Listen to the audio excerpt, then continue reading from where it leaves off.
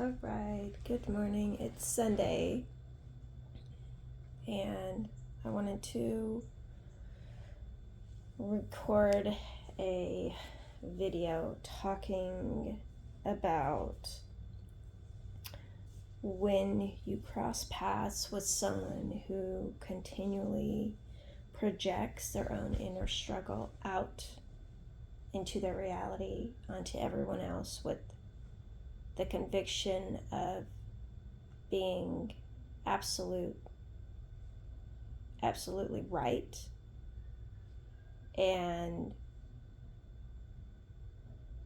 what I have gained from that experience is that these people that do this are perpetual predators. They're not perpetual victims because they look for people to expunge the ickiness of their soul, so to speak, so that they don't have to carry it with them. They don't have to mentally be aware of it, and they expel it onto these people in the way of somehow freeing themselves from having to accept accountability and deal with their own guilt and shame, right? And so when you're around people like this, they are highly dangerous, highly volatile, and extremely violent, even if they don't have a record. And people say, oh, no, they're just, they're depressed. No, they're not depressed. When a person continually projects aspects of themselves, of their own unconscious patterns, out onto everyone around them, and people start getting sick and they experience, just setbacks in their life. They, lose a job, they get into car wrecks. That is a way for the person projecting to be able to harvest time and essence from people, to make themselves look better and feel better as a victim. And a lot of people might think that, well, that's a perpetual victim. But I want you to think about this. What if these people were simply looking for people who would be willing to accept the blame for things that they've never even done in order to assuage the spirit and the mind of the person projecting onto them so they can walk around as if they're innocent?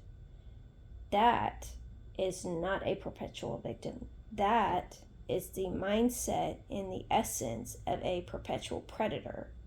There is no healing that is ever going to take place because they're not going to ever hold themselves accountable for anything that's unfolded in their life or how they show up within the framework of healing that, because they're always going to be in the throes of being victimized by everyone else. And it's never the point that they victimize themselves by refusing to address the issue and the pattern and expose it consciously in their waking life to heal it and release it. And when you're around people like that, they are highly volatile people. They will never choose to heal until they are forced into it. And even then, it's not real likely to have the desired effect because they have so set their mind and their spirit on a course of being victimized everywhere they go that truly good people oftentimes become entangled in unnecessary situations with them, and in some cases can even be charged with, crimes that they've never committed, simply because this person set it up to look as if this person was not truly as good as they said they would, as they said they were.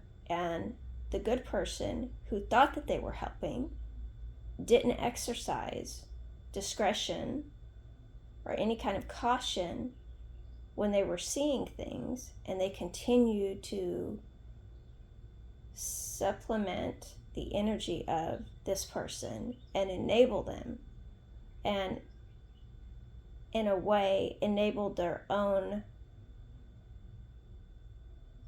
I'm going to say, prosecution by an energy that's not even bound to any kind of truth, other than that everywhere I go, I look for somebody to blame.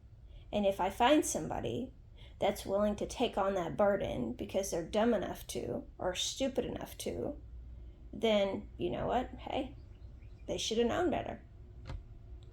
And so when you're around people like this is a very dark psychology that is very rampant, and a lot of therapists and psychologists don't really like to touch on this kind of topic because they would rather you believe that that's an anomaly in the population. And I am of the mindset that it's not.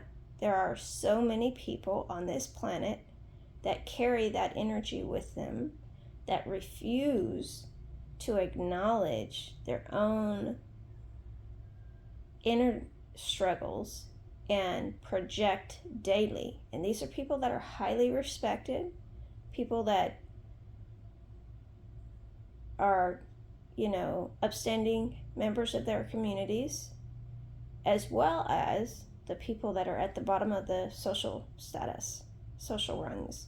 It's not just the people at the bottom, it's all throughout society. And when you cross paths with someone like this, my advice is to, as quickly as possible, extricate yourself from that situation. Cut off all channels to them being able to have access to you, access to what you're doing, how you're living, who you're friends with, because these people are very extremely violent, and they're dangerous, and they're vindictive, and they're belligerent.